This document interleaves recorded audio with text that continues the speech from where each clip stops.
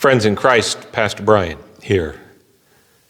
Tomorrow, we celebrate the 248th anniversary of the signing of the Declaration of Independence. And we celebrate those brave men and women who started this experiment based on a crazy idea that you could found a nation not based on shared ethnicity, nationality, or religion, but based on a commitment to a shared set of values. Our military members, those in public office, swear an oath not to a person or a party, but to defend and protect those shared values enshrined in the Constitution. And this premise, while sorely tested over the last almost quarter millennia, has held. As a patriot, I love my country. Would be a citizen nowhere else, even if there are things in our past that I'm less than proud of. And that's what defines patriotism to me. A love of country that draws forth service to that country and my neighbors, never at the expense of seeing this nation with clear eyes. Because only when we see the truth of ourselves can we ever hope to better strive to fulfill that dream of our founders. Now, recently I was asked by a member about Christian nationalism. Now, this is a big topic, and you can find more about it at the website Christians Against Christian Nationalism. But this also seemed like an appropriate topic for this July 4th week. Now, in short, nationalism divides humanity into distinct groups defined by things like shared language, shared religion, ethnicity.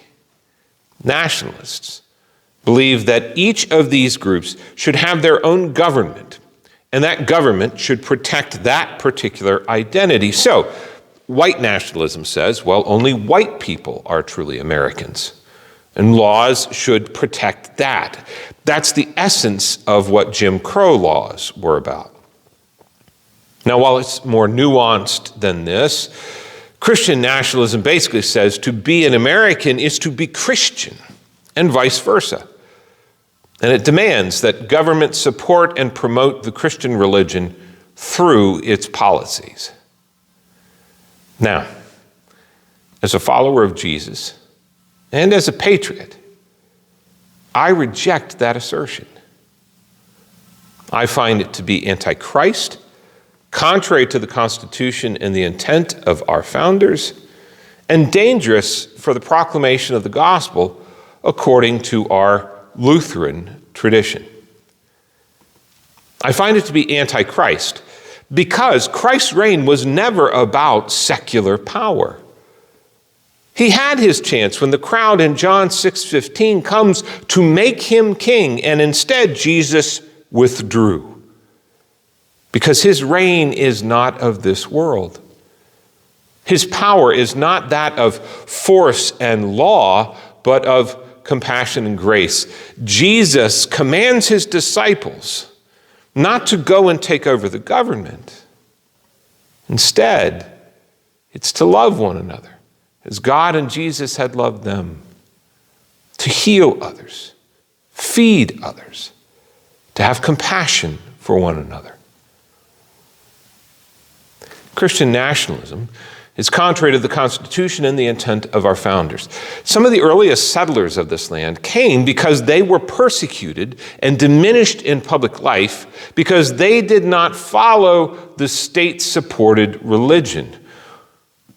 Now, in the years that followed the split of the Reformation brought to Germany, each land was either Protestant or Roman Catholic based on the preference of the head of government. And if that head of government changed and changed their minds, so did their religion. The founders knew this history, and they rejected anything like it for our new nation. That's why the Constitution clearly says in the First Amendment that Congress shall make no law respecting an establishment of a particular religion.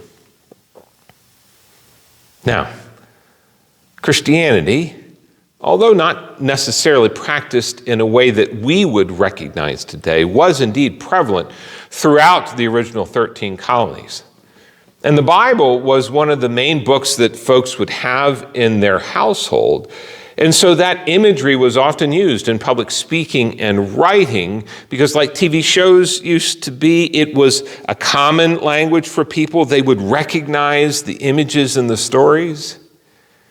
This also meant that some practices in public life were not commented on because, well, they reflected common practice.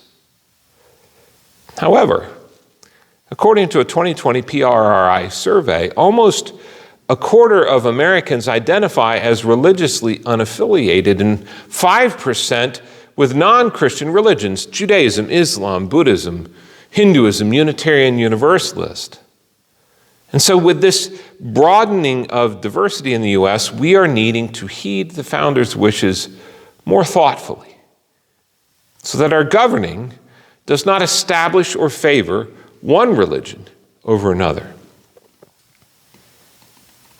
Finally, as a Christian who happens to be Lutheran, I agree with Luther that Christian nationalism is not just dangerous, but wrong in one of its stated goals of having laws make us a Christian nation. Now, Martin Luther said that God provided us with government because it's a way to restrain those who are not followers of God. Government provides us ground rules for living together that are but a pale shadow of what it means to live as a citizen of the reign of God. It has a role, but it is a purely secular one. Martin Luther was also very clear. You can't legislate salvation. In his 1525 treatise Admonition to Peace, Martin Luther wrote, "Indeed, no ruler ought to prevent anyone from teaching or believing what he pleases, whether it is gospel or lies. It is enough that he prevents the teaching of sedition and rebellion." For Luther, salvation can only come through the gospel, and that gospel is the realm of the church alone. As we celebrate the founding of our nation and rejoice in all the freedoms we have through this great experiment, and as we move into a contentious election season this fall, I would encourage us to remember the motto that appears on the Great Seal of the United States from 1782.